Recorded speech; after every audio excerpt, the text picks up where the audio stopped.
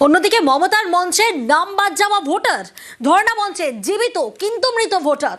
মমতার মঞ্চে উত্তরপাড়ার বাসিন্দা সৌরভ সরকার, বৈধ নথি দেওয়া সত্ত্বেও নাম বাদের অভিযোগ। আমি কি মৃত? আমার তো সব ডকুমেন্ট আছে, কিন্তু মৃত ভোটারকে নিয়ে এলেন মমতা বন্দ্যোপাধ্যায়। আর একটা পাতায় দেখুন কতগুলো ডিলিট করেছে। জনগণের ভোটার ডিলিট করতে করতে একদিন জনগণ দেশ থেকে ওদের ডিলিট করে দেবে।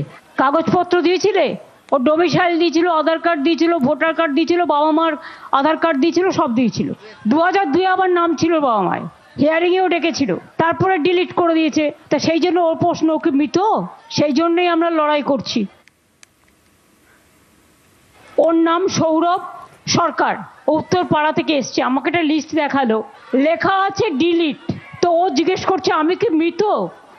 আমার তো সব ডকুমেন্ট আছে, তাহলে আমাকে ডিলিট করলো কেন? আর একটা পাতায় দেখুন কতগুলো ডিলিট করেছে। জনগণের ভোটার ডিলিট করতে করতে একদিন জনগণ দেশ থেকে ওদের ডিলিট করে দেবে। কাগজপত্র দিয়েছিলে, ও ডোমিসাইল দিয়েছিল, আধার কার্ড দিয়েছিল, ভোটার কার্ড দিয়েছিল, বাবা মার আধার কার্ড দিয়েছিল, সব দিয়েছিল।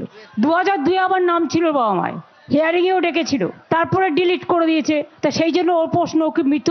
সেই জন্যই আমরা লড়াই করছি। ওর নাম সৌরভ সরকার, উত্তর পাড়া থেকে এসছে। আমাকে একটা লিস্ট।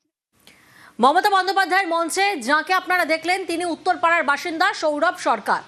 তিনি নাম বাদ যাওয়া এক ভোটার, ধর্ণা মঞ্চে তিনি জীবিত কিন্তু যে লিস্ট প্রকাশিত হয়েছে সেই লিস্টে তিনি মৃত। আর তাই মমতা বন্দ্যোপাধ্যায়ের মঞ্চে তিনি এসেছেন উত্তরপাড়ার বাসিন্দা সৌরভ সরকার, বৈধ নথি দেওয়া সত্ত্বেও নাম বাদের অভিযোগ।